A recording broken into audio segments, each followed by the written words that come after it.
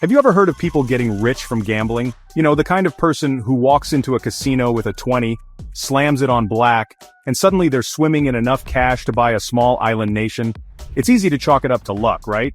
But here's the thing, while luck can play a role in the short term, consistent winning in the world of gambling, well, that's usually not an accident. Today, we're diving headfirst into the thrilling, often shady, and always fascinating world of gambling to answer the age-old question, is it just blind luck, or is there a method to the madness? So buckle up, because we're about to expose the truth about gambling, the good, the bad, and the downright ugly. Now let's start with the game that often blurs the lines between skill and chance poker. We've all seen the movies, the smoky rooms, the high-stakes bets, the steely-eyed players with their signature poker faces.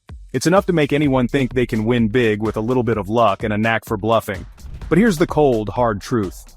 Professional poker is about as much about luck as professional chess is about randomly moving pieces around a board.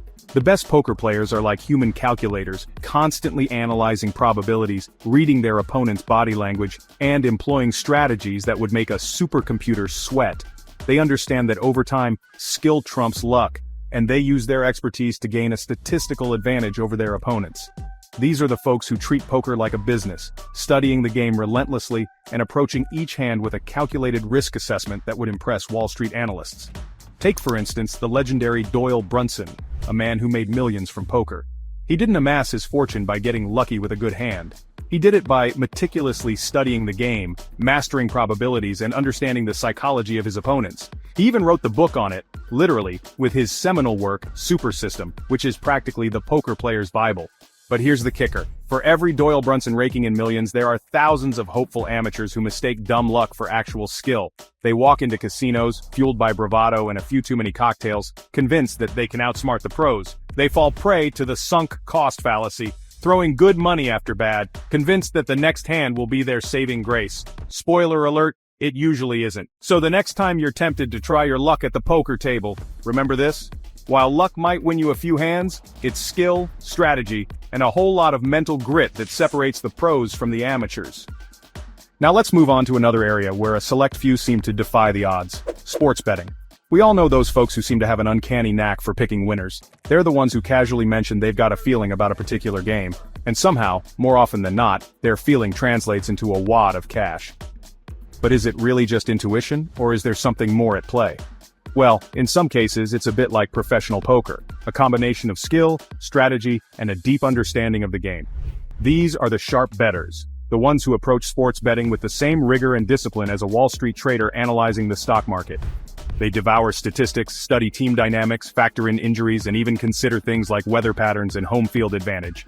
They understand that bookmakers, the entities that set the odds, are in the business of making money. And they use their knowledge to identify lines that are slightly off, giving them a statistical edge. It's not about picking the winner of every game. It's about finding value bets where the odds are in their favor, even if it's just by a small margin. One of the strategies these sharp bettors use is called arbitrage betting, or arbing. This involves exploiting discrepancies in odds offered by different bookmakers, placing bets on all possible outcomes of an event to guarantee a profit, regardless of the result. It sounds complicated, and it is, requiring lightning-fast calculations and a deep understanding of the betting markets. But here's the catch. Bookmakers are not stupid. They have sophisticated algorithms and teams of analysts monitoring their systems for any unusual betting patterns. If they spot someone consistently winning, especially using techniques like arbitrage, they'll often limit their betting activity or even close their accounts altogether. Chapter 3. Blackjack and the Allure of Card Counting. Now let's move on to a game that has captivated gamblers and mathematicians alike for decades: blackjack. Unlike slot machines or roulette, where the odds are stacked heavily in favor of the house, blackjack offers a glimmer of hope for those willing to learn the art of card counting. The premise of card counting is deceptively simple. Keep track of the cards that have been dealt to get an idea of what cards are left in the deck. By knowing the remaining cards, skilled card counters can adjust their bets and playing strategy to shift the odds ever so slightly in their favor. It's not about memorizing every card, it's about assigning point values to cards and keeping a running count to determine when the deck is rich in high cards, giving them an advantage over the dealer. Sounds easy enough, right? Well, not so fast. Card counting is a mentally demanding task that requires intense concentration and discipline. Imagine sitting at a blackjack table for hours on end, surrounded by distractions, trying to keep track of every card while maintaining a poker face that would make a statue jealous. And even if you master the art of card counting, casinos are not exactly thrilled about players who use their skills to gain an edge. They employ a variety of tactics to deter and detect card counters, from using multiple decks to shuffling more frequently to employing surveillance teams trained to spot suspicious betting patterns. In fact, casinos have been known to ban suspected card counters, sometimes even resorting to physically escorting them off the premises. But despite the risks, card counting continues to hold a certain allure for those who believe they can outsmart the system. Chapter 4. The Dark Side of Gambling, Cheaters and Manipulators. Now, let's delve into the shadowy underbelly of gambling, where the lines between cunning strategy and outright cheating become blurred. We're talking about the individuals who resort to illegal tactics, exploiting loopholes, and even resorting to outright theft in their pursuit of ill-gotten gains. These are the folks who give the gambling world a bad name. The cheats, the con artists, and the master manipulators who operate in the shadows, always looking for an opportunity to game the system. One of the most infamous examples is the case of Ron Harris, a former software engineer for the Nevada Gaming Control Board. Harris used his insider knowledge to rig slot machines, programming them to pay out massive jackpots on demand. He even recruited his friend, Reed Aaron, to help him pull off his scheme, providing him with a device that could predict when the rigged machines would hit. Together, they managed to steal hundreds of thousands of dollars from casinos across Las Vegas before their luck finally ran out.